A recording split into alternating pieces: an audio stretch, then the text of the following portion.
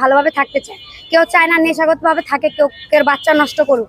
ওনাদের বলার এর আগে ওনাদের বলছে, এর আগেও ধমকি দিছে, তারপরে এবার বলছে, এবার ওনারা সবাই মিল্লা তা প্ল্যান করে তারপরে ওনার গায়ে হাত দিছে। আমরা আইসা দেখি এই অবস্থা, আমরা তারপর আমরা কিছু বলি নাই, এরপর আমরা থানায় মামলা করছি।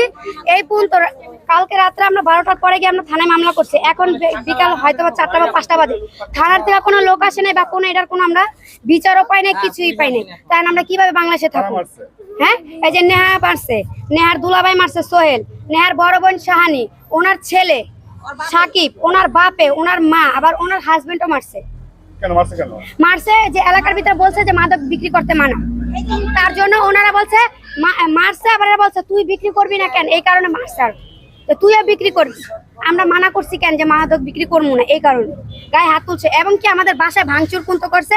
আমাদের ফ্যামিলির সবাই বাইরে থাকে, আমাদের 3টা পাসপোর্ট নিছে, 2 লাখ টাকা নিছে ক্যাশ, আমাদের কাছে সব ডকুমেন্ট আছে, সব প্রমাণ আছে আমাদের। জি জি, হ্যাঁ হ্যাঁ হ্যাঁ হয়েছে, কিন্তু থানা থেকে কোনো এখনো রিয়াকশনই নেওয়া হয় না এখনো কোনো।